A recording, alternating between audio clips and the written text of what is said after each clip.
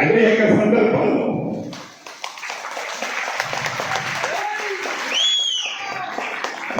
సందర్భాల్లో కన్నీరు నా కార్యకర్తలు నా నాయకులు పెట్టుకున్నప్పుడు వారి ముందు నేను బాధపడితే వారు బాధపడతారని దిగమింగుకొని ఒంటరిగా ఉన్నప్పుడు ఆ కన్నీరు కాచుకునేవాడిని. ఆ కష్టం ఒట్టిగా పోలే.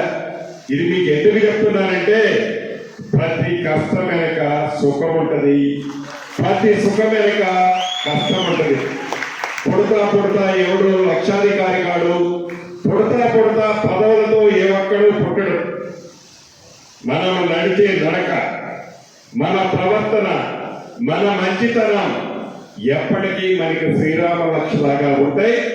దాన్ని మీరందరూ మనసులో పెట్టుకొని కష్టం వచ్చినప్పుడు దిగమిగుకుందాం, సుఖం వచ్చినప్పుడు.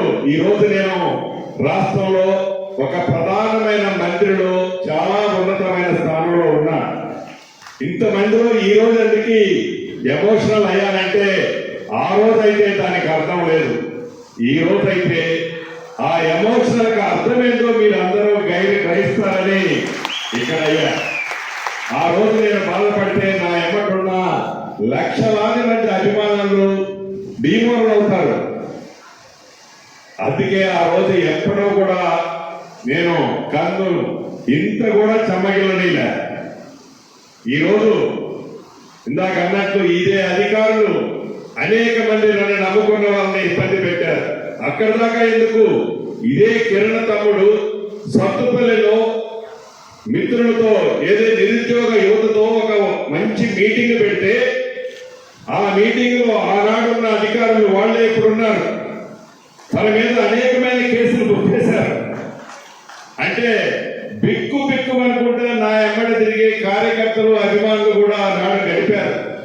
ఈనాడు నా యొక్క పదవి వచ్చింది, ఈనాడు మన రాజ్యం వచ్చింది, ఈనాడు ఇందిరమ్మ ప్రభుత్వం వచ్చింది.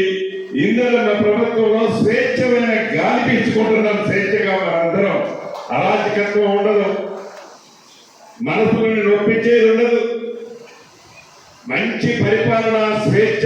ప్రతి ఒక్క వ్యక్తి స్వచ్ఛందంగా మంత్రిని గాని, ముఖ్యమంత్రి గారిని గాని, అధికారులు గాని చౌకగా పోయి వారి కష్టాలు చెప్పుకునే అవకాశం ఈనాడు ఉంది.